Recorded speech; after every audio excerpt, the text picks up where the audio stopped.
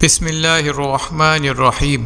السلام علیکم معزز ناظرین، آج کی ہماری اس ویڈیو کا موضوع ہے سلطان محمد فاتح کی زندگی کے بارے میں کہ وہ کون تھا اور کس طرح آپ صلی اللہ علیہ وسلم کی پیشن گوئی کو پورا کیا اور کیسے قسطنطینیہ یعنی موجودہ استنبول کو فتح کیا۔ یہ سب جانتے ہیں آج کی اس ویڈیو میں۔ تو ویڈیو میں آگے بڑھنے سے پہلے آپ حضرات سے گزارش ہے کہ ویڈیو کو آخر تک ضرور دیکھیں۔ پیارے دوستو، سلطان محمد ثانی 30 مارچ 1432 عیسوی کو ادرنا میں پیدا ہوئے، جو اس وقت سلطنت عثمانیہ کا دارالحکومت تھا۔ ان کے والد سلطان مراد ثانی اور والدہ ہما خاتون تھی۔ 11 سال کی عمر میں سلطان محمد ثانی کو عماسیہ بھیج دیا گیا، جہاں انہوں نے حکومت سنبھالنے کی تربیت حاصل کی۔ اگست 1444 عیسوی میں مراد ثانی اناطولیہ میں امارات کرمان کے ساتھ امن معاہدے کے بعد 12 سالہ محمد ثانی کے حق میں سلطنت سے دستبردار ہو گئے۔ اپنے پہلے دور بادشاہت کے دوران میں جنگی ورنا کے خدشات کے پیش نظر سلطان محمد نے اپنے والد مراد ثانی سے تخت سنبھالنے کا مطالبہ کیا، لیکن انہوں نے زاہدانہ زندگی کو ترجیح دیتے ہوئے اس سے انکار کر دیا، جس پر محمد ثانی نے انہیں ایک خط لکھا جس میں درج تھا کہ اگر آپ سلطان ہیں تو آئیں اور فوج کی کمان سنبھالیں، لیکن اگر میں سلطان ہوں تو میں آپ کو حکم دیتا ہوں کہ میری فوج کی قیادت سنبھالیں۔ اس خط کے بعد سلطان مراد نے 1444 عیسوی میں جنگ ورنا میں عثمانی افواج کی قیادت کی۔ 1451 عیسوی میں اپنے والد سلطان مراد ثانی کی وفات پر سلطان محمد ثانی نے دوسری مرتبہ تخت سنبھالا اور 2 سال بعد ہی معاصرہ قسطنطینیہ میں کامیابی حاصل کر کے بازنطینی سلطنت کا ہمیشہ کے لیے خاتمہ کر دیا۔ اس فتح کے بعد سلطنت موریہ کو فتح کیا اور بازنطینی حکومت کی یہ آخری نشانی بھی 1461 عیسوی میں ختم کر دی۔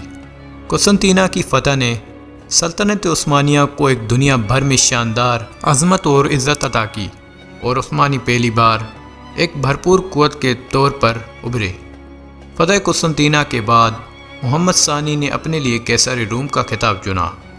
فتح قسطنطینیہ کی خوشخبری ایک حدیث میں بیان کی گئی تھی، جس میں حضور پاک صلی اللہ علیہ وسلم نے فرمایا کہ تم ضرور قسطنطینیہ کو فتح کرو گے۔ وہ فاتح بھی کیا باکمال ہوگا اور وہ فوج بھی کیا باکمال ہوگی۔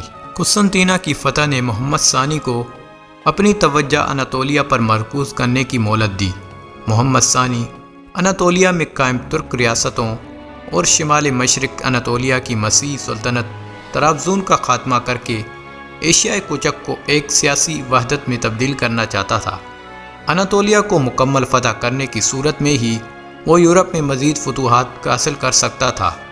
اناطولیہ اور قسطنطینیہ کی فتوحات اور اسے اپنا دارالحکومت قرار دینے کے بعد محمد ثانی نے یورپ میں پیش قدمی کی۔ وہ سابق رومی سلطنت کو سلطنت عثمانیہ کے پرچم تلے لانا چاہتے تھے، جس کے لیے انہوں نے 1480 عیسوی میں اٹلی پر حملہ کیا، جس کا مقصد روم پر حملہ کر کے 751 عیسوی کے بعد پہلی مرتبہ سلطنت کو دوبارہ یکجا کرنا چاہتا تھا، اور پہلے مرحلے میں اس نے 1480 عیسوی میں اوٹارانٹو فتح کر لیا، لیکن 1443 عیسوی اور 1468 عیسوی کے بعد 1480 عیسوی میں تیسری مرتبہ البانیہ میں سکندر بیگ کی بغاوت نے افواج کے رابطے کو منقطع کر دیا، جس کی بدولت پوپ سکسٹس چہارم نے ایک زبردست فوج لے کر 1481 عیسوی میں اوٹارنٹو کو مسلمانوں سے چھین لیا۔ دوسری جانب محمد ثانی نے بلکان کی تمام چھوٹی ریاستوں کو فتح کر لیا اور مشرقی یورپ میں بلگراد تک پہنچ گیا، جہاں 1456 عیسوی میں بلگراد کا محاصرہ کیا، لیکن جون ہنیاڈے کے خلاف کامیاب نہ ہو سکا۔ 1462 عیسوی میں اس کا افلاک کے شہزادے ولید سوم ڈریکولا سے بھی تصادم ہوا۔ 1475 عیسوی میں عثمانیوں کو جنگ ویسلوی میں مالدوا کے اسٹیفن اعظم کے ہاتھوں شکست ہوئی۔ چند شکستوں کے باوجود محمد فاتح کے دور میں عثمانی سلطنت کا رقبہ کافی وسیع ہوا۔ محمد ثانی عظیم فاتح ہونے کے ساتھ ساتھ علم و ہنر کا بھی سرپرست تھا۔ اس نے قسطنطنیہ کی فتح کے بعد اٹلی کے معصوروں اور یونانی دانشوروں کو اپنے دربار کا حصہ بنایا، اور مسلم سائنسدان اور ہنرمند بھی اس کے دربار سے وابستہ تھے۔ اس نے قسطنطنیہ میں ایک جامعہ قائم کی اور فاتح مسجد سمیت کئی مساجد، نہریں اور توپخانہ سرائی تعمیر کرایا۔ محمد ثانی کا دور رواداری اور برداشت کا دور سمجھا جاتا تھا، جس میں اس نے مفتوح بازنطینیوں کے ساتھ نیک سلوک کیا، جو قرون وسطیٰ کے یورپیوں کے لیے حیران کن تھا۔ محمد ثانی کے دور میں حکومت میں سلطنت کے مسیحیوں اور یہودیوں کے ساتھ مثالی سلوک کیا جاتا تھا، اور انہیں ہر قسم کی خود مختاری حاصل تھی۔ سلطان محمد فاتح 3 مئی 1481 عیسوی کو انتقال کر گئے۔ ان کا مزار استنبول میں فاتح مسجد کے برابر میں ہے۔